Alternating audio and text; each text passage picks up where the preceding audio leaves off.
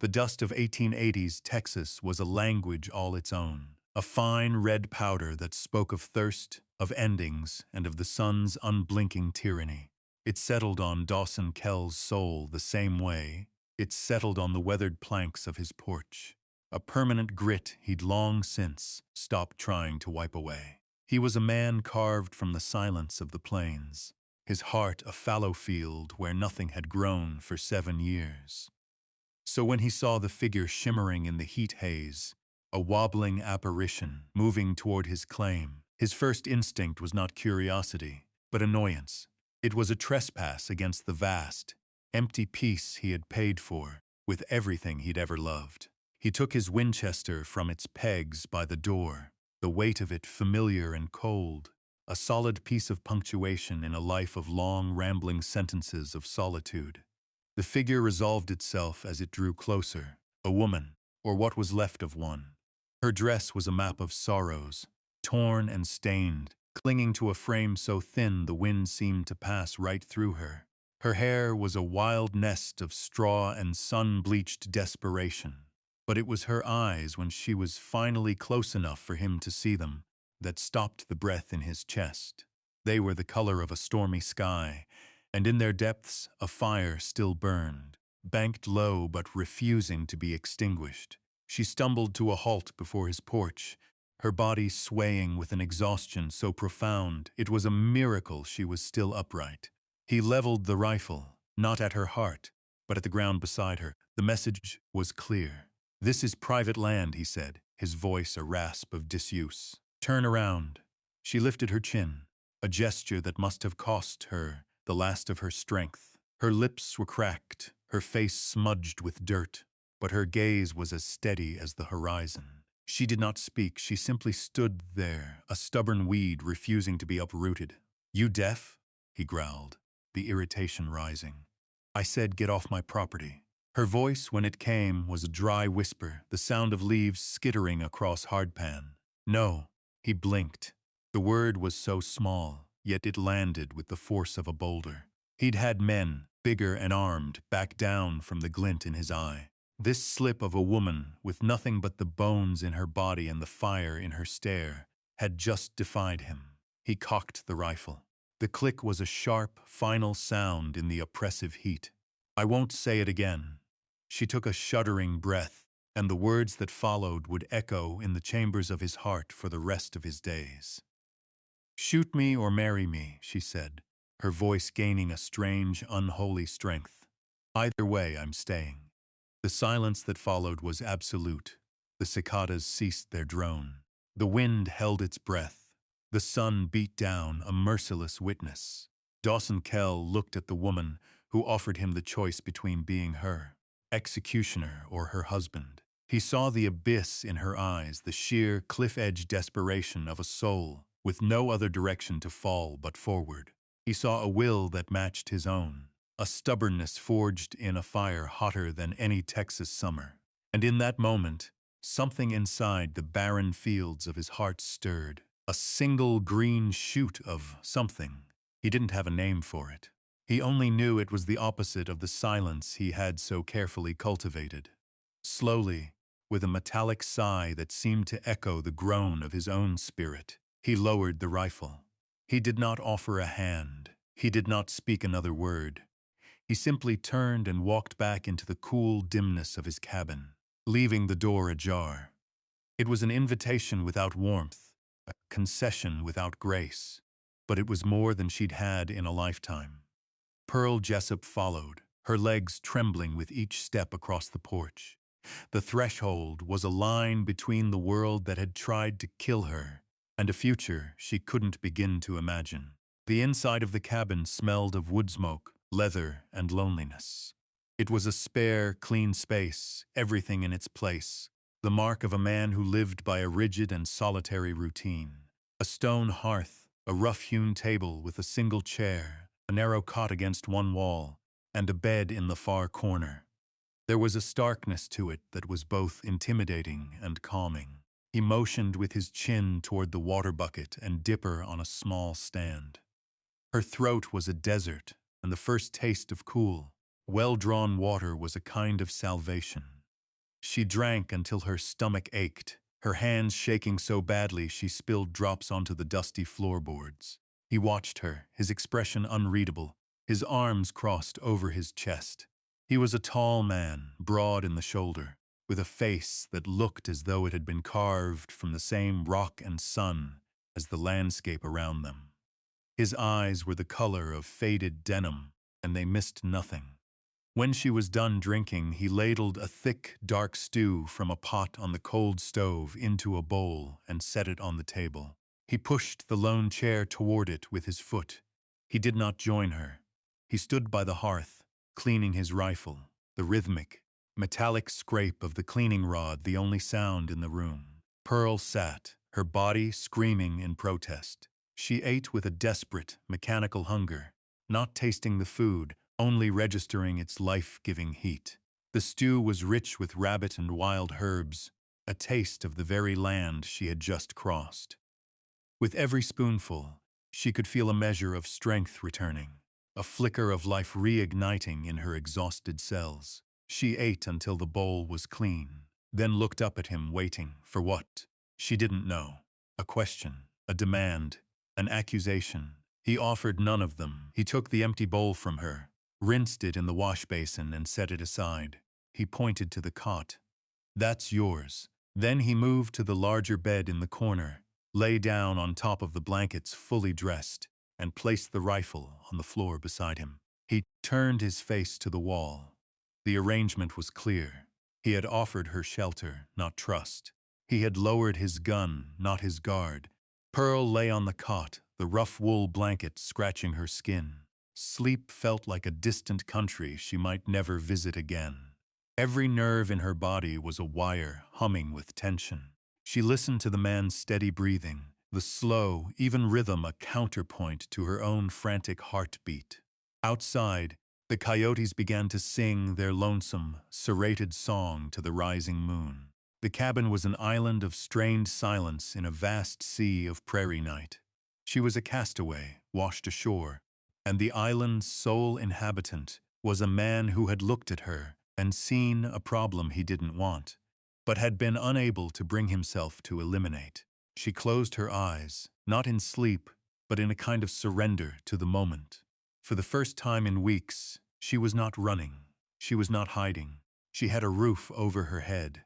She had chosen her ground, and the man in the corner, the silent, watchful guardian of this small kingdom of dust and sorrow, had, for reasons she could not fathom, allowed her to stay. The sun rose the next morning with the subtlety of a branding iron, searing the eastern sky in shades of orange and blood. When Dawson swung his legs off the bed, the cot was empty. For a fleeting second, he thought she might have slipped away in the night, a phantom of his own heat-addled mind. But then he smelled it. Coffee. He never made coffee. It was a luxury he'd given up years ago, the taste too tangled with memories of a woman humming in the morning light. On the stove, his old pot was bubbling, and standing beside it was Pearl. She had found a sack of beans in the back of the pantry, a forgotten relic. She had washed her face and hands, and though her dress was still a ruin, she had tied her wild hair back with a strip of leather she must have found in his scrap box. She moved with a quiet purpose that belied the state she'd been in just hours before. She poured the dark, fragrant liquid into his tin mug and set it on the table. She did not pour one for herself. She simply went to the door and looked out at the day, her hands clasped behind her back, as if waiting for orders. Dawson drank the coffee. It was strong and bitter, and it tasted like a ghost. He watched her, this silent intruder who had somehow breached the walls of his solitude without firing a shot. He had expected her to be a burden, another mouth to feed, a problem to be solved. He had not expected her to work, but work she did. She moved through his small, neglected world like a quiet storm, putting things to right. She found the rips in his work shirts and mended them with neat, small stitches that were far too fine for the coarse fabric. She tackled the chicken coop, a place he avoided except to gather the few eggs he needed, and by noon it was clean and organized, the hens clucking, with what sounded like surprised contentment. She found the patch of earth by the well where his wife, Sarah, had once tried to grow a garden. It was now a graveyard of weeds and sun-baked dirt. Pearl spent the afternoon on her knees, her bare hands pulling and digging, clearing the plot with a fierce, methodical energy. She did not ask for tools. She did not ask for permission. She worked as if she were paying a debt, as if every weed she pulled was a sin she was expunging from her own soul. Dawson watched it all from a distance, mending a section of fence on the far side of his property. He found himself glancing toward the cabin more than he looked at his own hands. Her presence was a constant, unsettling hum beneath the familiar frequencies of his life. She was a question mark branded onto his landscape. He had lived so long in the unquestioned silence of his own grief that her quiet industry felt like a shout. That evening, he brought in 2 rabbits and dropped them on the porch. When he came back from tending the horses, she had already skinned and cleaned them, her movements swift and sure. She cooked them with the last of his potatoes, and some wild onions she must have found near the creek. They ate in the same silence as the night before, but it was a different kind of silence. It was no longer the tense, watchful quiet of 2 strangers locked in a standoff. It was the shared silence of labor, the quiet of 2 people too tired for words, their bodies communing in the language of shared exhaustion. After the meal, she took a bucket and a rag and began to wash the cabin floor.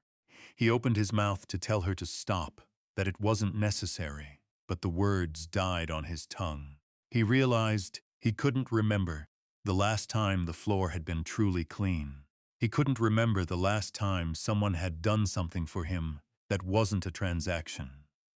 He sat and watched the methodical sweep of her arm, the way she wrung out the rag with a strength that seemed impossible for her thin frame. She was not just cleaning his floor. She was claiming a space. She was weaving herself into the fabric of his home, thread by silent thread, and he was letting her. The realization was as jarring as the cocking of a rifle. He, Dawson Kell, who had turned his back on the world, who had built a fortress of solitude to keep memory and hurt at bay, was allowing this strange, broken woman to scrub away the dust of his grief. Days bled into a week, then 2. A rhythm established itself, as natural and unspoken as the rising and setting of the sun. He would rise and tend to the larger concerns of the ranch, the few dozen head of cattle that were his livelihood, the fences that always seemed to be in need of mending, the endless battle against the encroaching scrub.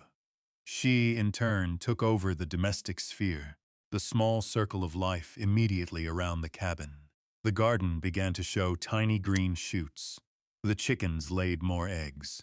The cabin itself seemed to breathe easier, cleaner. Her silence remained absolute, a deep well he could not see the bottom of. But her actions spoke volumes. She had an uncanny connection to the world around her, a kind of quiet wisdom that went beyond simple competence. One afternoon, his best mare, a sturdy buckskin named Dust Devil, went down with a fever. Her belly was swollen, her eyes glazed with pain. Colic, he thought, a death sentence on the frontier. He'd lost more than one good horse to it. He went for his rifle, his heart a cold, hard knot in his chest. It was a mercy, he told himself, the only one he could offer. As he approached the stable, Pearl stepped in front of him, blocking his path. She put a hand on his forearm, a light but unyielding pressure. It was the first time she had touched him voluntarily. Her stormy eyes were fixed on his, and she shook her head, a small, sharp gesture. He hesitated. The rifle felt heavy, an instrument of failure. He looked from her determined face to the suffering horse and back again. "There's nothing to be done," he said, the words tasting like ash. She did not argue. She simply took the rifle from his hands, leaned it against the stable wall, and walked past him to the mare. She knelt in the straw, placing a hand on the horse's trembling flank, and began to speak. Her voice was not the dry whisper he had first heard, but a low, murmuring hum, a sound like water running over stones. The words were not English, not any language he recognized. It was a song, a chant, a prayer. He stood, frozen, watching this woman commune with his dying animal. After a few minutes, she rose and walked out into the scrubland behind the cabin. He followed at a distance, watching as she moved with an unerring certainty, her fingers plucking leaves from one bush, digging for roots under another, gathering flowers from a thorny vine he'd always considered useless. She returned with her skirt full of strange flora. In the cabin, she crushed and mixed them, creating a pungent, earthy-smelling poultice and a dark, steaming tea. She spent the entire night in the stable with Dust Devil. Dawson found himself unable to sleep. He sat on the porch, watching the lantern light flicker from the stable doorway, listening to the faint, continuous murmur of her voice. It was a sound that should have been alien, but instead, it settled over him like a blanket, a strange and unexpected comfort in the vast, lonely dark.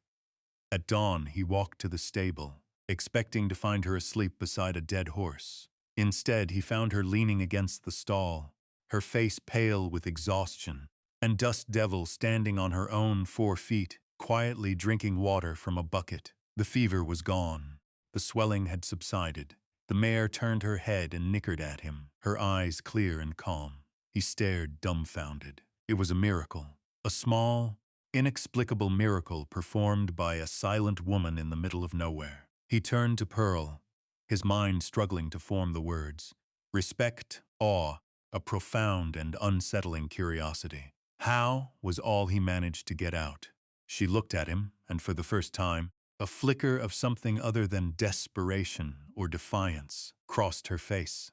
It might have been a ghost of a smile. She finally spoke a word that was not a denial or a demand but an answer. A name.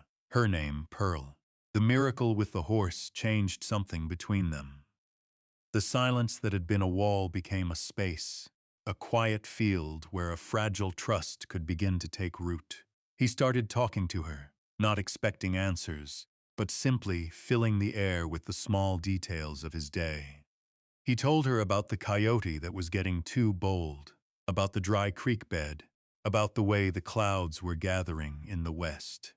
He was speaking to himself as much as to her, but her presence made the words feel less like the ramblings of a lonely man. She in turn began to reveal more of herself, not in words, but in small, deliberate actions. She left a clutch of quail eggs on the table for his breakfast. She found a patch of wild mint and left a sprig of it in his water bucket, scenting it with a cool, clean fragrance that reminded him of a life he thought he'd forgotten. One evening, a storm rolled in, one of those furious Texas tempests that turned the sky into a bruised purple wound. The wind howled like a grieving animal, and rain lashed against the cabin in solid sheets. The fire in the hearth was their only anchor in the roaring darkness. The shared vulnerability of the storm seemed to draw the walls of the cabin in, making the space more intimate, more charged. Dawson sat at the table, oiling a piece of leather, the familiar task a comfort to his hands. Pearl sat on a small stool by the fire, her face illuminated by the flickering amber light, which softened the hard lines of her face and made her stormy eyes seem deep and ancient. The question had been sitting on his tongue for weeks, a heavy, unasked thing. The storm gave him the courage to voice it. "Who are you running from?" "Pearl?" he asked it quietly, his voice barely rising above the shriek of the wind. She didn't look at him. She stared into the flames, her hands clasped tightly in her lap. The firelight danced on her face, revealing a map of old pains he was only just beginning to read. For a long time he thought she would not answer, that the question was a trespass she would not permit. But then she spoke, her voice low and steady, as if she were reciting a story she had told herself 1,000 times in the dark. "A man named Croft," she said. "Silas Croft." The name was a stone dropping into the well of her silence. "My father sold me to him, not married. Sold like a broodmare. Croft is a man who collects beautiful things and breaks them." She paused, tracing a pattern on the dusty floor with the toe of her worn boot. He has a house full of clocks, but he doesn't care about the time. He just likes the sound of the ticking, the sound of something alive that he controls. I was to be another clock in his house. The story came out in spare, brutal fragments. A life of gilded cages, of suffocating quiet, of a cold, possessive hand that was not violent, but worse, it was erasing. He wanted to own not just her body, but her will, her spirit. He had forbidden her to speak of her home, of her past, even of the plants and remedies her grandmother, a healer, had taught her. He wanted her to be a beautiful, silent object. She had endured it for a year, the silence inside her growing heavier and heavier, until it was a physical weight, a stone in her throat. Then one night, she had simply walked out, taking nothing, and had not stopped walking until she collapsed on Dawson's land. When she finished, the only sound was the crackle of the fire and the drumming of the rain. The storm outside felt like a pale imitation of the one she had just described. He looked at her, at this woman who had chosen the possibility of death in the wilderness over a life of silent servitude, and the respect he felt for her deepened into a profound, aching admiration. She had been through a hell he could barely imagine, and had emerged not broken but forged. After a long moment, she lifted her eyes from the fire and met his gaze. The question was there, unspoken but clear. "And you?" He looked away, toward the dark corner where his wife's rocking chair used to sit. "My wife, Sarah," he said, the name a rusty key in a lock he hadn't turned for years. "And our daughter, Lily, they died. Fever took them both in 3 days." He didn't have to close his eyes to see it. Sarah's face, pale against the pillow. Lily's small hand, hot in his own. The helplessness, the rage, the guilt that had gnawed at him ever since. "I couldn't stop it. I couldn't do anything. I was supposed to protect them." He swallowed, the words thick and hard in his throat. "After I buried them, I sold our farm. I came out here. I figured if I was far enough away from everyone, there'd be no one left for me to fail." The confession hung in the air between them, raw and bleeding. He had never spoken those words aloud to another soul. He had carried his failure like a shroud, and now he had laid it bare in the firelight for this strange woman to see. She didn't offer pity. She didn't say she was sorry. She simply nodded, a slow, solemn acknowledgement. She had seen his wound, and he had seen hers. In the heart of the storm, surrounded by the ghosts of their pasts, two solitary people were for the first time a little less alone. The storm passed, leaving the air washed clean and the ground drinking greedily. The world seemed softer, the colors more vivid. But the peace was short-lived. A week later, Dawson was splitting wood when he saw the dust cloud on the horizon. It was not the small, lazy puff of a lone rider. It was the thick, deliberate plume of a group moving with purpose. His hand tightened on the axe handle. Trouble didn't come looking for you this far out unless it had a name. And he had a sinking feeling he knew the name it was looking for. He went inside, his face a grim mask. Pearl was kneading dough, her hands covered in flour. She saw the look in his eyes and her own went wide. The color of a winter sky just before a blizzard. The life she had been carefully building here, the fragile sense of safety, was about to be shattered. "Stay inside," he said, his voice low, "and stay away from the window." He took the Winchester from its pegs. This time, it did not feel like a tool for deterrence. It felt like a promise. He stood on the porch, a solitary figure against the vast emptiness, and waited. 4 riders emerged from the shimmering heat. They were well-dressed, their horses fine stock. They were not common bandits. The man in the lead was broad and florid, with a cruel set to his mouth. He reined in his horse a dozen yards from the porch, his eyes sweeping over the cabin, the neat garden, the clean-swept yard, a look of contempt on his face. "We're looking for a woman," the man said, his voice oily with authority. "Goes by the name of Pearl, property of Mr. Silas Croft. We have reason to believe she came this way." Dawson's grip on the rifle was steady. He let the silence stretch, forcing the man to grow uncomfortable. "There's no woman here by that name." he said finally, his voice flat and hard as stone. The man, who introduced himself as Jeb, Croft's foreman, sneered. He held up a piece of paper. "We have a marriage license, duly signed and recorded. She belongs to him, by law." "The law's a long way from here," Dawson replied, his gaze unwavering. "And like I said, you're mistaken. The only woman on this land is my wife." The lie was out before he'd even consciously formed it. It came from a place deeper than thought, a primal, protective instinct he hadn't felt in 7 years. It was a shield, thrown up not just for her, but for the quiet life that had begun to sprout in the dust of his own. Jeb's eyes narrowed. He looked from Dawson's resolute face to the rifle in his hands, then back again. He was a bully, used to getting his way through intimidation, not gunfights. A fight with a homesteader on his own land was a messy business. "Your wife," he scoffed, though there was a new note of uncertainty in his voice. "Funny, she looks a damn sight like the runaway we're after." "My wife's had a hard time of it," Dawson said, his voice dangerously quiet. "She doesn't take kindly to strangers, and neither do I now. I believe you were just leaving." He did not raise the rifle. He didn't have to. The threat was in his stance, in the cold finality of his tone. This was his land. This was his line. He would die on it. The foreman hesitated, his bluster failing him. He exchanged a look with his men. They were hired muscle, not zealots. They were paid to retrieve property, not to get shot over it. With a curse, Jeb yanked on his reins. "This ain't over, Kel," he spat. "Mr. Croft is a patient man, but he always gets what's his." They turned their horses and rode away, their departure stirring the same dust as their arrival.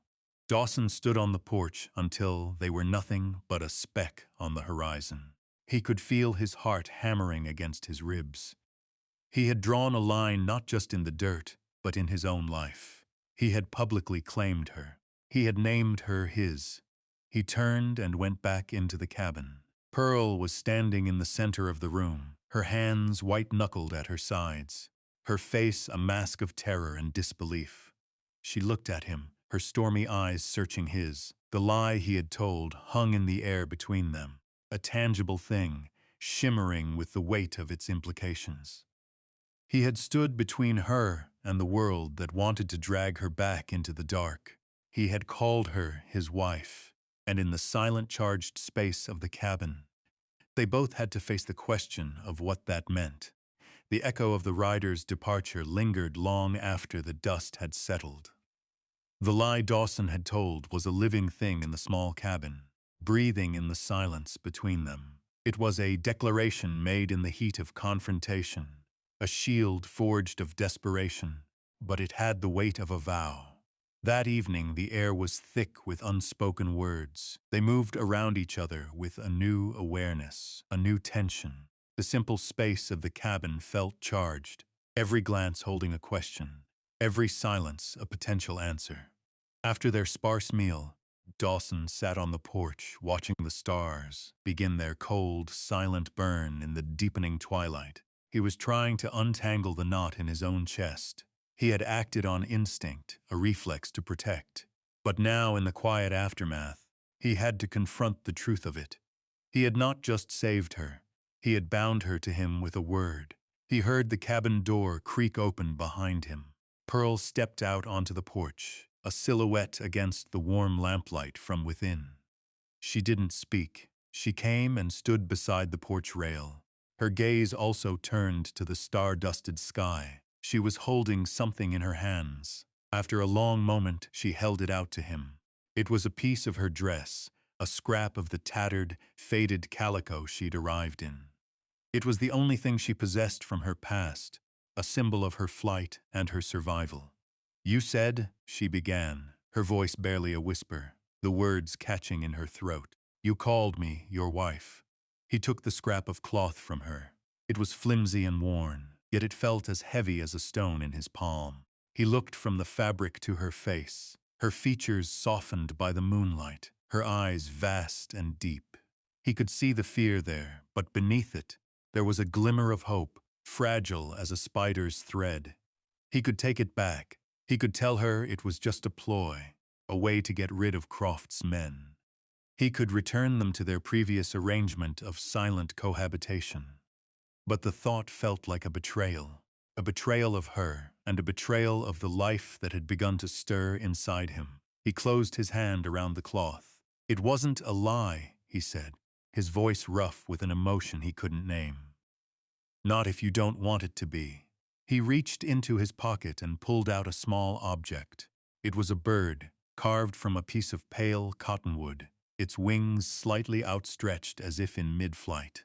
The wood was worn smooth from years of being handled. He had carved it for Lily, the last gift he had ever made her.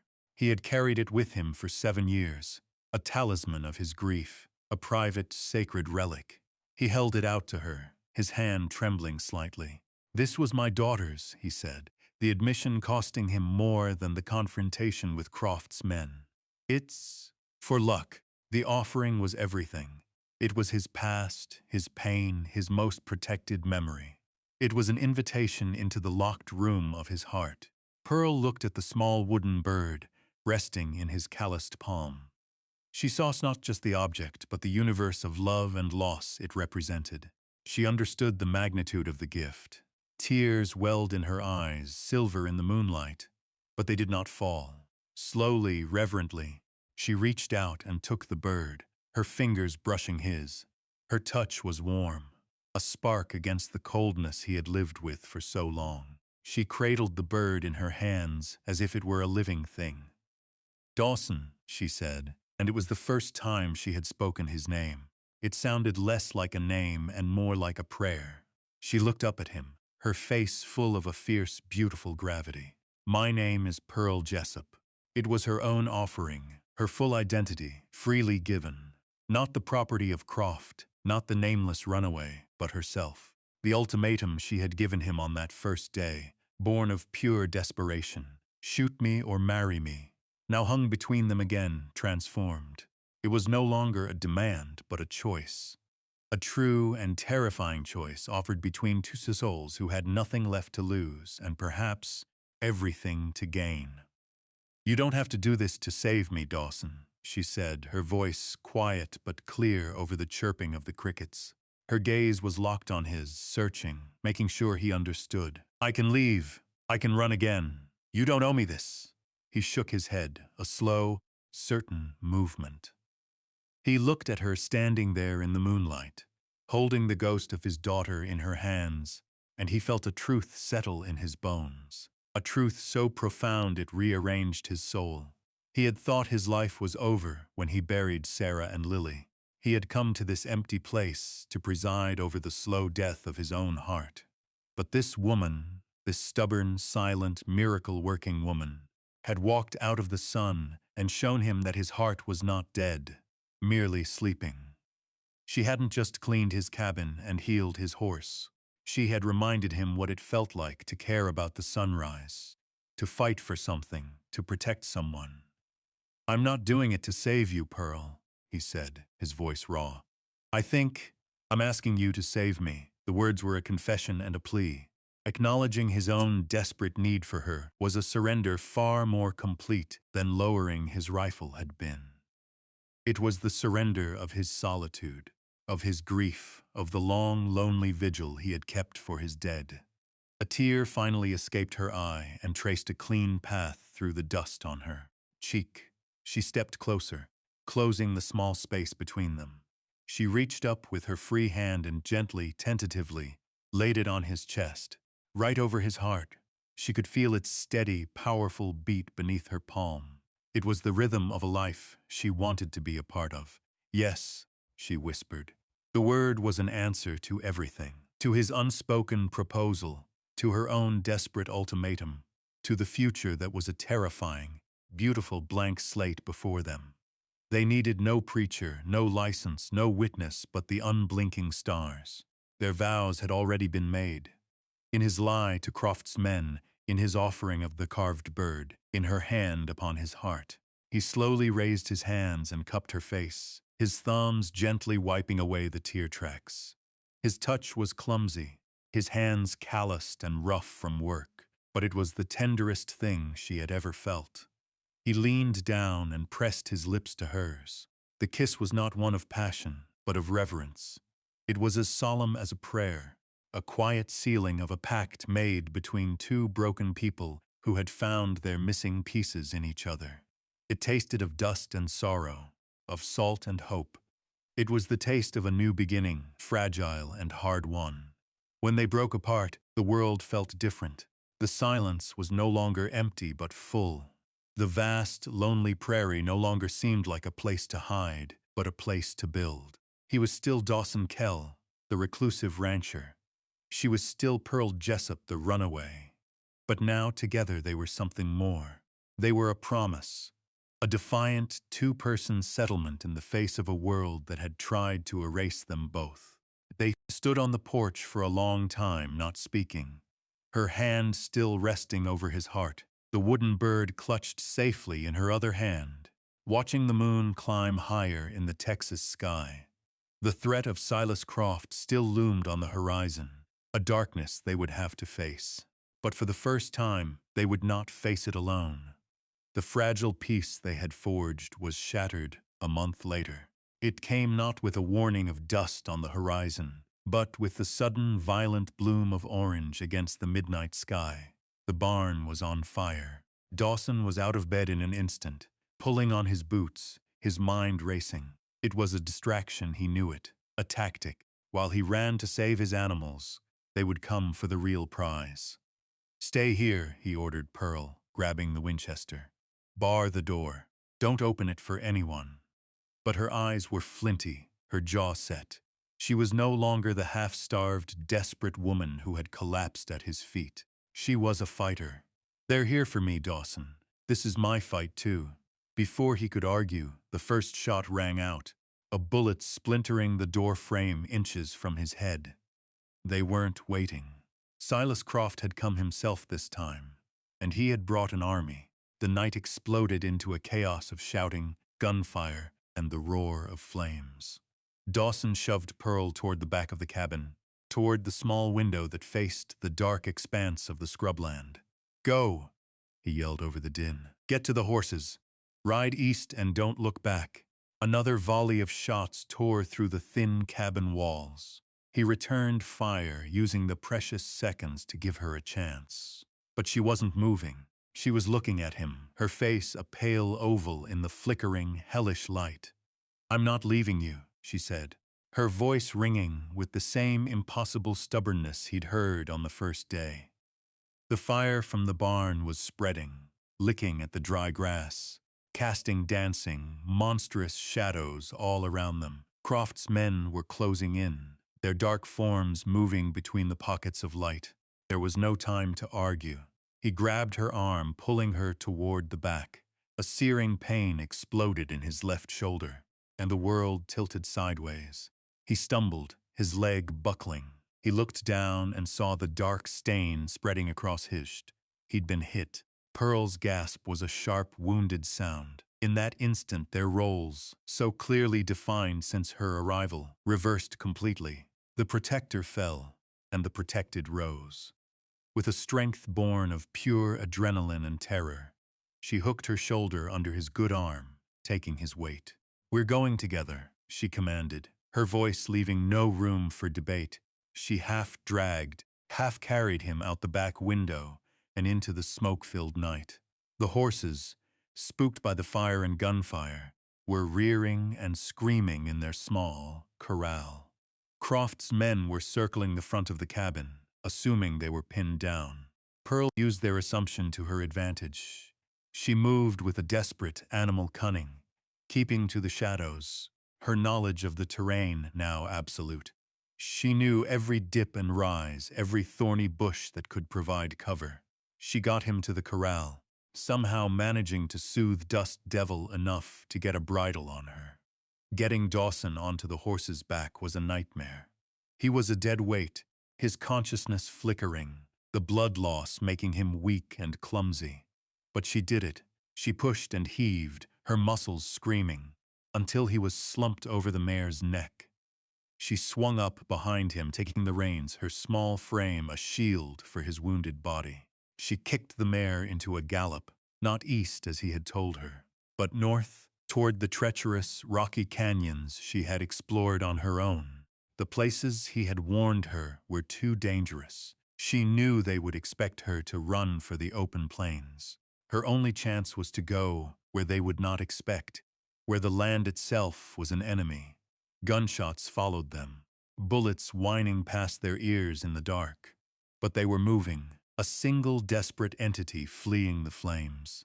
Pearl rode with her body curved around his, whispering to the horse, her voice the same low, calming murmur she had used the night Dust Devil was sick.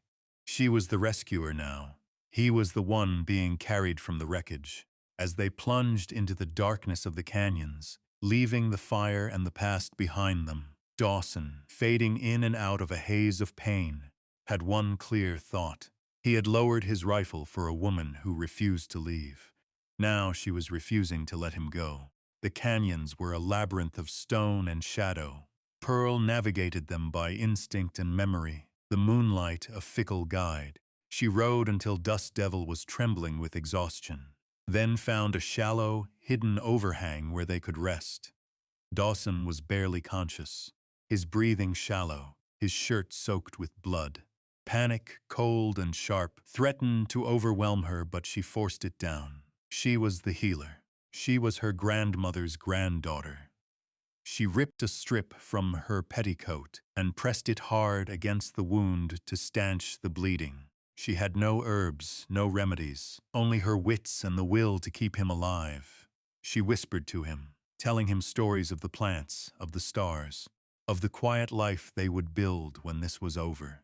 She spoke not to be heard, but to keep the sound of life in the suffocating silence of the rock. For 2 days they moved through the canyons, hiding by day, traveling by night. She found small seeps of water for them to drink and cleaned his wound as best she could. She could feel the fever taking hold of him, the heat radiating from his skin. On the 3rd night she knew he couldn't go on. They needed help. She emerged from the canyons onto a high plateau, the sky a vast, indifferent canvas above them. In the distance she saw a single pinprick of light, a homestead, a risk but their only one. She rode toward it, a prayer on her lips. The family that found them, a stern German farmer and his wife, saw not a man and a woman, but a husband near death and his desperate wife. They took them in without question.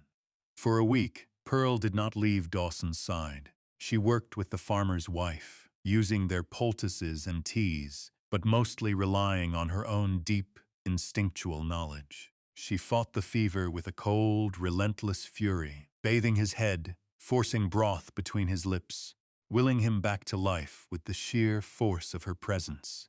He woke in pieces, his memory a jumble of fire and pain and the constant, low murmur of her voice. He saw her face thin and pale with exhaustion, her stormy eyes dark with worry. He was weak, his shoulder a landscape of agony, but he was alive. She had saved him. She, who had arrived with nothing, had given him back his life. When he was strong enough to travel, they thanked the farmers and left, heading further west into the territories. The old ranch was gone, burned to the ground, a funeral pyre for the life he had known. But they were not mourning it. They were looking forward. They traveled for a month, living off the land, 2 solitary figures moving across an immense canvas. The hardship forged them into a single unit. He taught her to shoot. She taught him the names of the stars. They talked for hours, filling in the blank pages of each other's lives. They found their place in a high, green valley nestled in the shadow of a mountain range that clawed at the sky. It was a place of impossible beauty and profound peace. They built a new cabin, smaller than the first, with a wide porch that faced the sunrise. They worked side by side, their movements an easy, practiced dance. The silence between them returned, but it was a new kind of silence now. It was not the absence of words, but the presence of a deep and abiding understanding. 1 year after the fire, on a cool autumn evening, they sat on that porch. The valley below was a tapestry of gold and red. Dawson was carving again, his hands slow but steady. A new bird, this one with its head tilted up, as if singing. His shoulder ached when the air grew cold, a permanent reminder of the night she had saved him. Pearl sat beside him in a rocking chair he had built for her hands resting on the gentle swell of her belly. She watched his hands, the way they knew the wood, the way they had once held her face. He finished the bird and placed it in her open palm, next to the one he had given her a lifetime ago. She closed her fingers around them both. She leaned her head against his good shoulder, and he wrapped his arm around her. They didn't need to speak of their love. They lived it. It was in the solid walls of the cabin they had built, in the food growing in their garden, in the child that was coming. It was in the quiet rhythm of their days, a peace earned through fire and fear. He had been a man who had forgotten what it felt like to have someone refuse to leave. She had been a woman with nothing left to lose, and together, in a world that had tried to break them, they had stubbornly, defiantly chosen to stay. The sun dipped below the mountains, painting the sky in strokes of violet and rose, and the two of them sat in the comfortable, perfect silence, finally, blessedly, home.